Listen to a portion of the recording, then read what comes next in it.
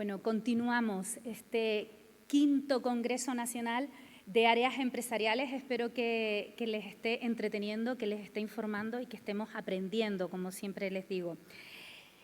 No quiero olvidarme de toda esa fila que hay ahí de jóvenes que están expectantes, que están mirando de forma muy intensa todas estas ponencias y disfrutando de este congreso. Se trata del Centro Integrado de Formación Profesional de Villa de Agüimes. Muchísimas gracias por estar aquí con nosotros, espero que lo disfruten, ¿eh? Son los jóvenes, el futuro también, como hablaba Amparo. Continuamos con la segunda ponencia. Invito a subir al escenario, pero primero me gustaría presentarla.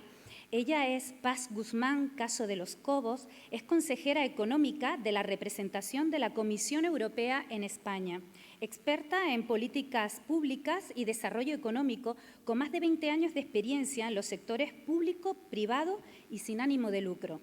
Ha trabajado con jefes de gobierno y líderes del sector privado en más de 15 países, liderando complejas negociaciones y facilitando proyectos de transformación para impulsar el crecimiento, la inversión y mejoras en servicios públicos, tanto en países en desarrollo como en países de la OCDE.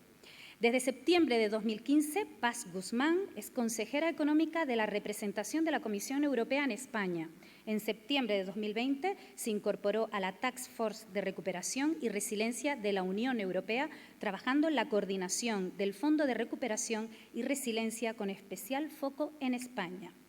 Bueno, a continuación tenemos el placer de escuchar a Paz Guzmán Caso de los Cobos con su ponencia Plan de Recuperación, Transformación y Resiliencia. Adelante. Muchas gracias por la amable presentación. ¿Se escucha bien? Sí, perfectamente, Paz. Adelante. Estupendo. Bueno, lo primero que quiero decir es agradecer a usted por la presentación, al presidente de ECOAGA, Juan Acosta, por la invitación, presidente de CEDAES, Santos Prieto, al alcalde que nos acompaña hoy, Óscar Hernández, y que nos invita, a mí virtualmente, a su ayuntamiento, Antonio Moraldes, presidente de Cabildo de Gran Canaria, y a Román Rodríguez, vicepresidente del Gobierno de Canarias. Y también agradecer a Amparo Torres, que ha hecho una presentación muy interesante sobre los ODS y ha hecho mucho el enlace con lo que puede ser el plan de recuperación. Agradezco la oportunidad de estar aquí, aunque sea virtualmente, con todos ustedes. Me estoy imaginando lo que puede ser esa primera fila de jóvenes del Centro de Vocación Profesional y lo que puede ser la sala. Me hubiera gustado mucho poder estar en presente con ustedes allí, pero esto es lo que he podido ser y por lo menos agradezco tener la oportunidad de estar aquí en persona. Me gustaría compartir con una pequeña presentación que he preparado sobre lo que es el plan de recuperación y el mecanismo, el instrumento financiero que está detrás de este plan de recuperación. Y voy a darle al modo presentación. Me gustaría saber si ustedes pueden ver la pantalla y verme a mí hablar a la vez. Sería un placer, porque si solo van a escuchar la voz en off puede ser mortal. Pero si se ven las dos cosas, la pantalla, la presentación y mi imagen, pues creo que puede ser agradable. No escucho respuesta, pero imagino que es el caso, que se ve una pantalla. Normalmente en Zoom se ve en grande la presentación y un poco más pequeño el presentador. Yo voy a continuar. Si no fuera el caso, díganmelo de alguna forma por el chat los organizadores y así quito la presentación y quito el PowerPoint y hago solamente la presentación. Bueno, voy a hacer una presentación breve. Primero quiero darle un poquito de contexto al Plan de Recuperación Español, explicando cómo ha surgido, y luego voy a presentar, eso es una primera parte, dando más el contexto europeo, ¿no?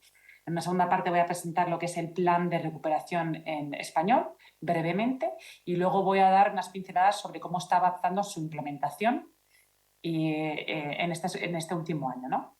Entonces, simplemente por empezar, recordar que el instrumento que financia el Plan de Recuperación, Transformación y Recuperación y Resiliencia español es el instrumento Next Generation EU. En España lo llaman Next Gen.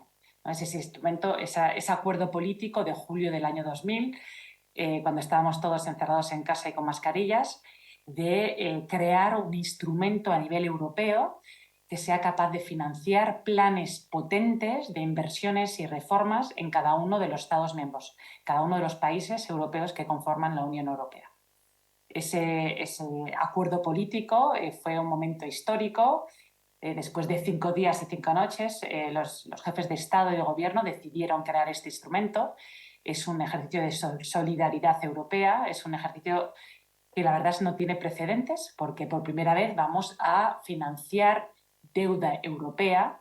Para financiar con esa deuda europea, vamos a ir a buscar en los mercados financieros esa deuda europea, y con eso vamos a financiar reformas e inversiones en cada uno de los Estados miembros que puedan apuntalar la recuperación que necesitaba Europa, pero no solo una recuperación económica después de la pandemia, sino también una recuperación que fuera en línea con los objetivos estratégicos que se ha marcado la Unión Europea, que Amparo nos ha recordado. Son, por supuesto, los ODS, pero también son el objetivo de la transición digital con el European Green Deal y la transición verde y la transición digital. Entonces, bueno, ese momento fue un momento histórico, se llega a un acuerdo y luego durante 9 meses se negocia una regulación, la regulación del mecanismo de recuperación y resiliencia, ese es su nombre técnico, vamos a decir, que pone un marco legal, ¿no?, a cuál va a ser la relación entre la Unión Europea y cada uno de los Estados miembros para poder dar este apoyo financiero a los Estados miembros, ¿no? Entonces, ¿cómo funciona? Cada país tiene que hacer un plan, y esta es una gran novedad. Por primera vez el presupuesto, vamos a poner a nivel europeo en el presupuesto de la mano reformas, y por reformas nosotros entendemos políticas económicas, políticas públicas que dan forma a nuestro contrato social, a nuestros mercados de trabajo, a nuestros mercados de capitales y nuestro entorno de inversión. ¿Bien? Entonces son políticas públicas de índole más bien económico, pero que afectan también el empleo, la política social, la educación y todo. Y de otra mano vamos a poder financiar inversiones. Entonces, este instrumento también es bastante insólito porque es el Estado miembro el que decide en qué quiere invertir ese dinero, en qué reformas quiere hacer, cómo quiere invertir ese dinero y produce un plan que va a tener un tiempo tenía una parte retroactiva desde febrero del 2020, pero básicamente es desde el 2021 hasta el año 2026. Son 6 años de ejecución. A nivel europeo, esos 800.000 millones de euros que se ponen a disposición de los Estados miembros supone más o menos un 6% del PIB europeo. Y se deciden asignar en función de cómo ha afectado la pandemia a cada país. Los países que habían sufrido más la pandemia van a recibir más recursos. Y este es el caso de España, que es el primer receptor de subvenciones bajo este mecanismo, con un monto de 69.500 millones de euros, que es un 6% más o menos, un poquito menos del 6% del Producto Interior Bruto español del año 2019, antes de la pandemia.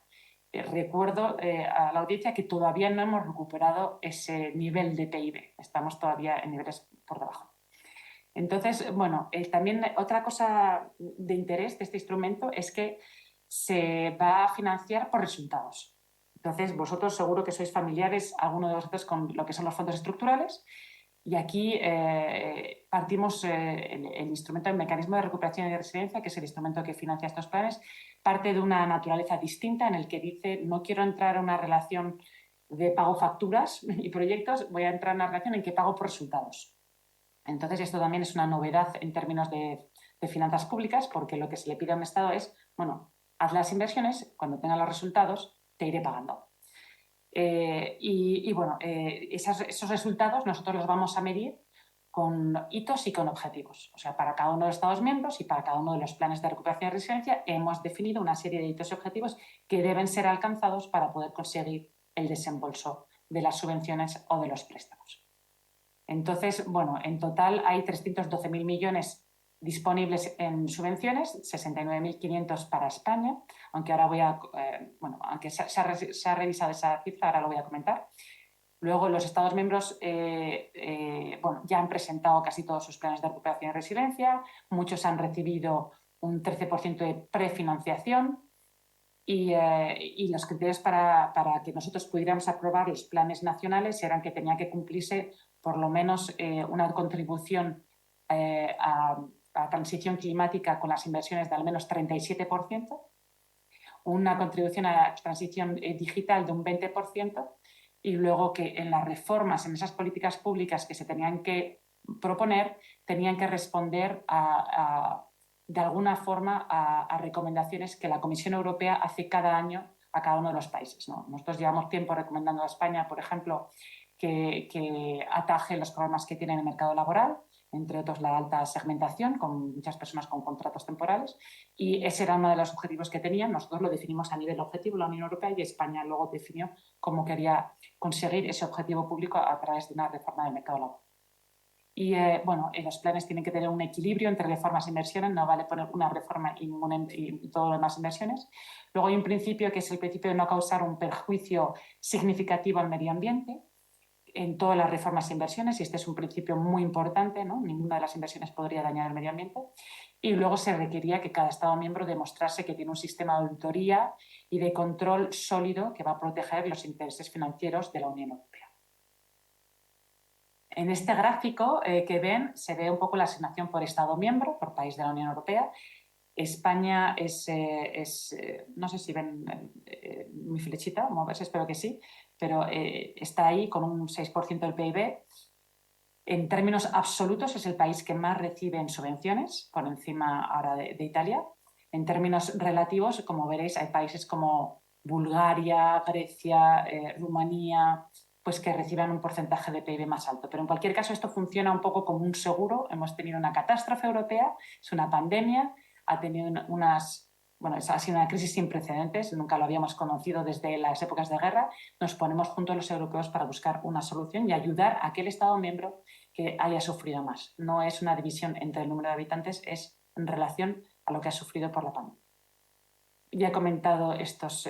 Ahora quería daros una visión de en qué momento estamos en Europa, ¿no? Porque muchas veces se habla si España está retrasado, si no, qué es lo que está pasando. Bueno, nosotros hemos recibido los planes de todos los Estados miembros, todos los Estados miembros han presentado un plan a la Unión Europea. Hemos aprobado ya 26 planes. Hemos firmado ya 26 contratos. A ver, entre cada Estado miembro de la Comisión Europea se tiene que firmar, yo lo llamo un contrato, el término legal es una decisión de implementación del Consejo. Y os recomiendo a aquellos que tengáis interés en el plan español que busquéis este documento en internet, luego lo puedo poner en el chat o lo puedo hacer llegar a través de los organizadores del seminario. Pero es súper interesante, es un documento de unas 200 páginas que dice todo lo que tiene que hacer España para recibir los desembolsos. Y ahí tiene una agenda de cuáles van a ser las mayores inversiones y reformas de este país en los próximos 5 años. Pues cada país hemos negociado ese contrato bilateral entre la Comisión Europea y el Estado miembro para la implementación, y ya hemos pagado unos 50.000 millones de euros en prefinanciación a nivel europeo y otros 56.000 millones de euros hemos pagado ya, en desembolsos. Vamos a ver ahora un poco el caso de España, que es el que nos concierne. Este era un poco por daros un poco el paraguas europeo de dónde se sitúa España. Bueno, España efectivamente fue el primer país en presentar junto a Portugal un plan de recuperación y resiliencia. Ha sido el primer país en firmar el contrato con la Unión Europea, ha sido el primer país en pedir un primer desembolso, ha sido el primer país en pedir un segundo desembolso. Así que en términos relativos, España está a la cabeza de los Estados miembros en lo que se refiere a nuestra relación entre la Unión Europea y el Estado español en cuanto al plan de recuperación y resiliencia, ¿no? El plan que ha propuesto España es un plan ambicioso, lo hemos considerado ambicioso, ha tenido una evaluación positiva por parte de la Comisión Europea. Incluye 211 medidas.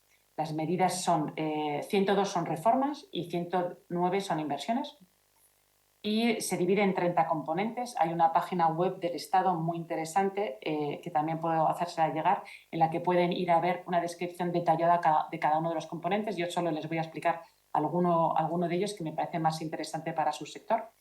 Pero existen 30 componentes, ¿no? El componente es la medida de unidad que utilizamos en los planes y básicamente son áreas bajo las que se detallan qué reformas e inversiones queremos hacer. Por ejemplo, España tiene un componente para, para el mercado laboral, con reforma del mercado laboral y con inversiones relacionadas con el empleo, o tiene componentes ligados con la transición energética, con inversiones en energía renovable, en una red inteligente, en almacenamiento de energía, en hidrógeno renovable, en movilidad sostenible. Tiene componentes ligados con la transición digital, tiene componentes más sociales. En fin, es realmente algo específico del plan español, es que cubre todas las áreas de política pública. En este contrato que tenemos bilateral entre la Comisión Europea y España hemos definido 416 objetivos que están ligados a 8 pagos. Ya hemos hecho 2 de los 8 pagos. Ahora veréis el ejemplo de los primeros 2 pagos para que veáis un poco cómo funciona. Ya hemos mencionado, son 70.000 millones, casi 70.000 millones en subvenciones, y por el momento España ha alcanzado 92 hitos y objetivos respecto a esos 416, y hemos desembolsado ya 33.000 millones de esos 69.000. Aquí tiene un gráfico con los desembolsos que hemos previsto para España. La prefinanciación fueron 9.000 millones y se pagó ya en agosto del año pasado, 2021. En diciembre del año pasado pagamos un primer pago de 10.000 millones. En julio de este año hemos hecho un segundo pago de 12.000 millones, y ahí van ya las barritas en azul claritas, son los pagos que vamos a tener en los próximos meses, ¿no? Tenemos un pago que probablemente se realice o se pida por parte de España en noviembre y diciembre de este año, un pago un poquito más pequeño de 6.000 millones de euros. El año que viene tenemos otro pago de 10.000 millones, y así, y luego hay años en los que solo hay un pago. Esto es un poco el perfil, para que vean el perfil financiero de lo que es los desembolsos. Esos desembolsos, como he explicado, solo se realizan si se han cumplido los hitos y objetivos que están ligados a ese pago.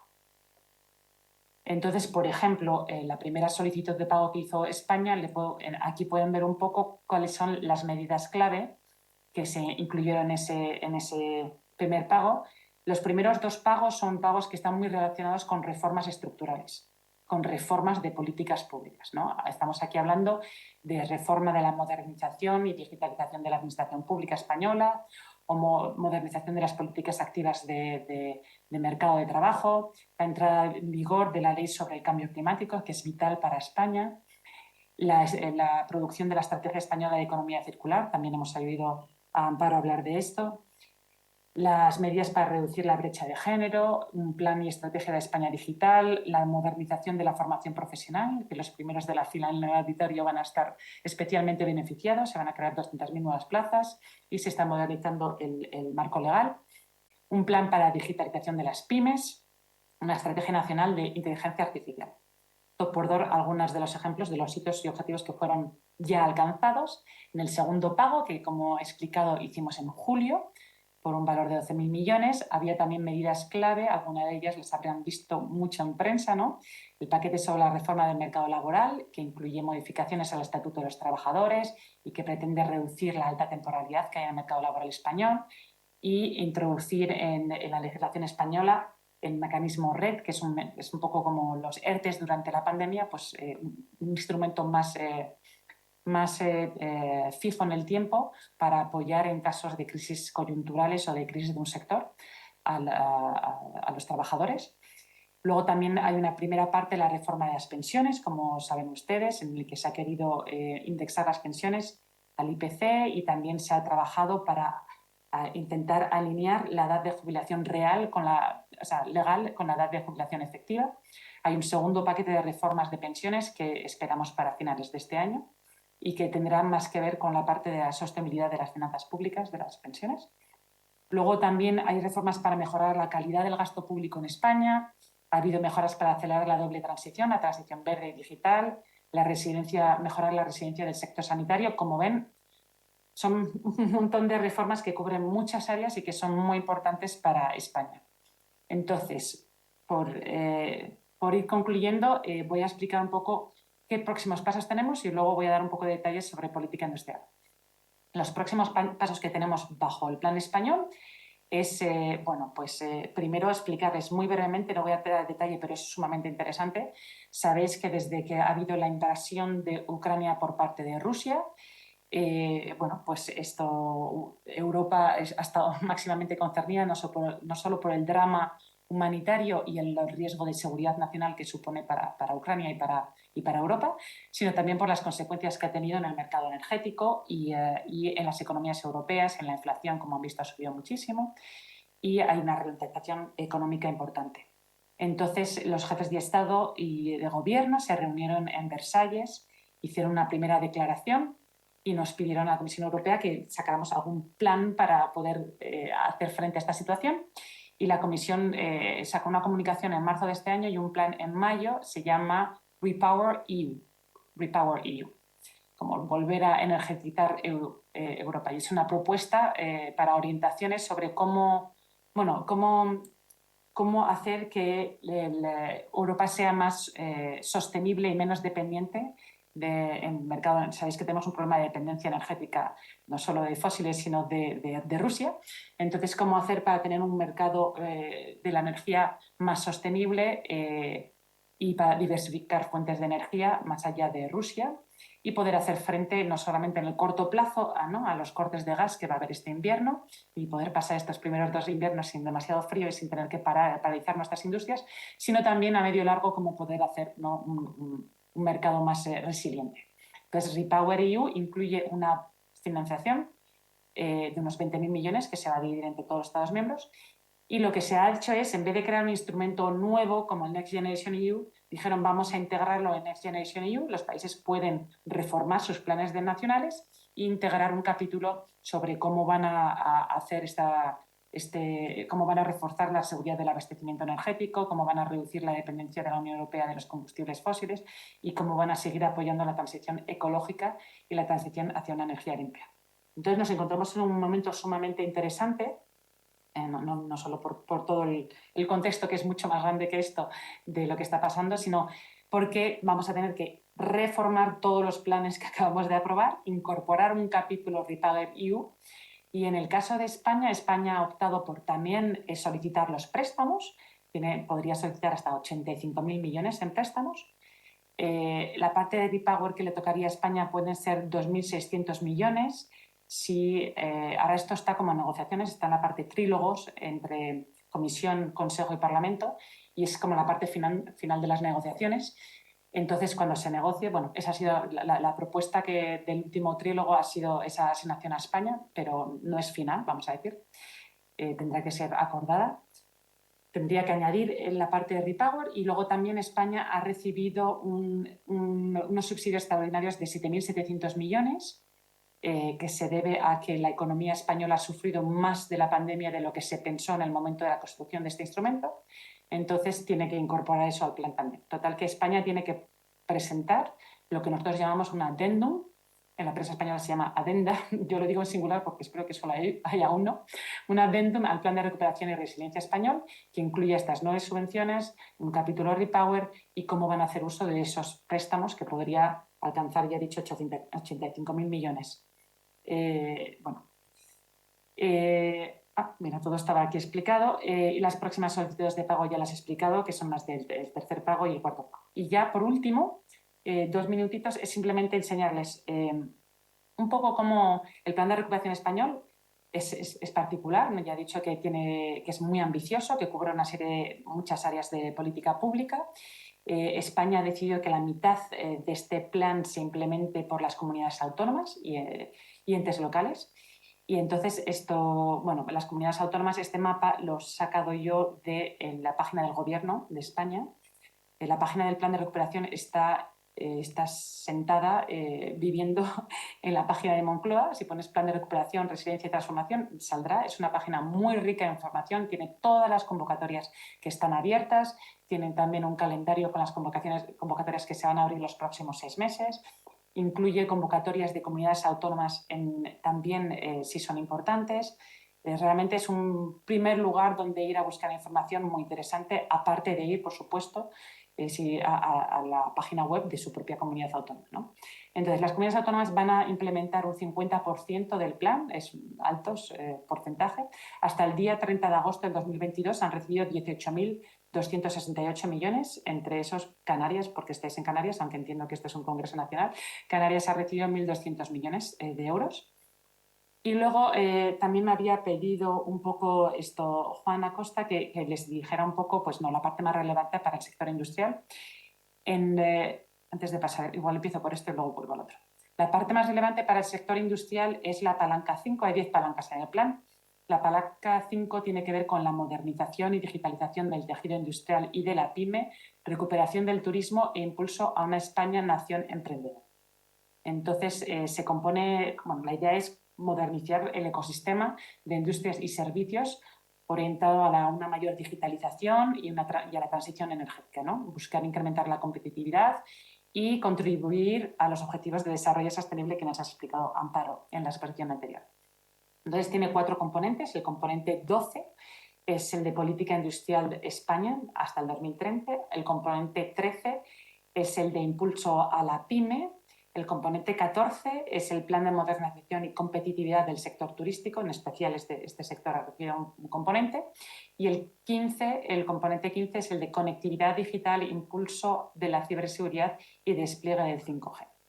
Entonces, si puedo un segundo, no sé si van a ver, no sé muy bien qué ven en la pantalla, pero me imagino que todavía la presentación, pero es simplemente el componente 12 tiene una asignación de 3.700 millones, incluye 2 reformas, una es la estrategia industrial, que es importante, y otra es la mejora de la eficiencia de la gestión del agua, de los residuos, de la energía y de los recursos y emisiones de energías renovables en el marco de la economía circular, o sea que tiene una fuerte apuesta por la economía circular. Y tiene 3 ramas de inversiones que les invito a consultar también en el plan, no quiero alargarme mucho más. Y luego el componente de la pyme, de impulso a la pyme, tiene unas casi 5.000 millones de euros de inversión, tiene un plan digital, el Digital Toolkit, que está teniendo muchísimo éxito y lo gestiona Red.es, en el que proporciona subvenciones para la digitalización de la pyme, pero luego también tiene un montón de inversiones que puede apoyar tanto a la pyme. Y también hay otros componentes que igual que no están bajo esta palanca, que también van a poder apoyar a la pyme y a la industria, porque tienen que ver con movilidad sostenible, con innovación, con un montón de cosas que tienen interés para ustedes. No quiero alargarme más porque entiendo que esta es la media hora y igual tiene alguna pregunta, así que les doy las gracias y puedo hacer llegar la presentación, si es de interés, por PDF a los organizadores. Muchas gracias.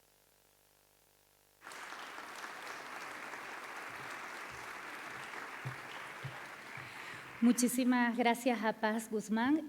Comentarte que una de las dudas que tenían, pues ya las desgranó en su última parte de intervención, que era dónde tener toda esta información, precisamente, las descargas, la página web, etcétera. O sea que todas las dudas han quedado resueltas, Paz.